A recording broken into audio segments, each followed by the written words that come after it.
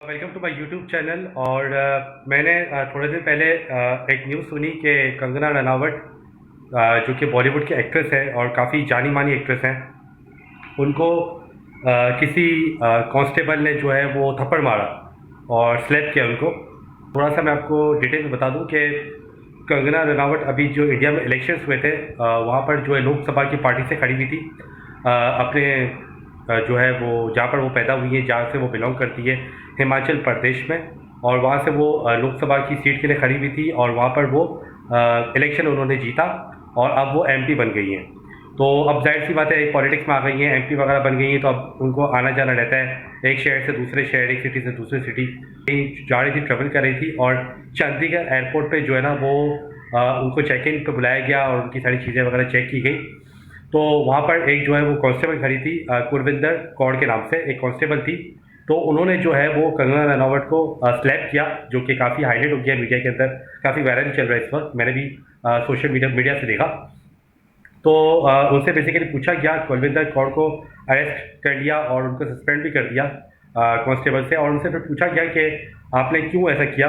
तो उन्होंने कहा कि जैसे आप लोगों को पता होगा कि थोड़ा टाइम पहले इंडिया के अंदर जो है वो फार्मर्स ने स्ट्राइक की थी और धरना किया था, और तकरीबन 15 महीने का जो है वो प्रोटेस्ट था जो उन्होंने धरने की बेसिस पे किया था। वो एक जगह बैठे हुए थे, तो उसमें जो है वो एक उनकी फार्मर जो है उनकी मदर भी थी।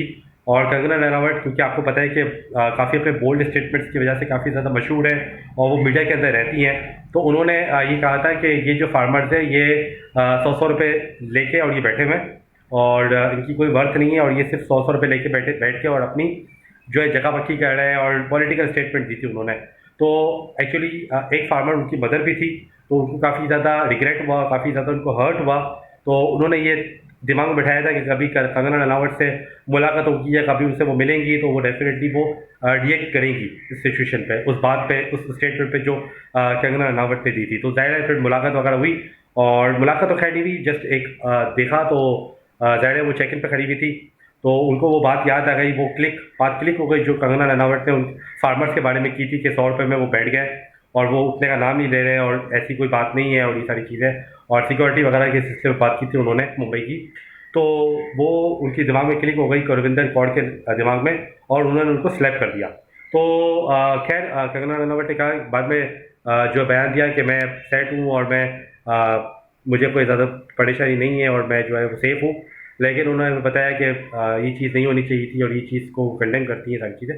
लेकिन कहने का मकसद ये है कि क्योंकि कभी कभार आपके स्टेटमेंट्स ऐसे होते हैं कि सामने वाले को हर्ट कर जाते हैं, सामने वाले को हिट कर जाते हैं।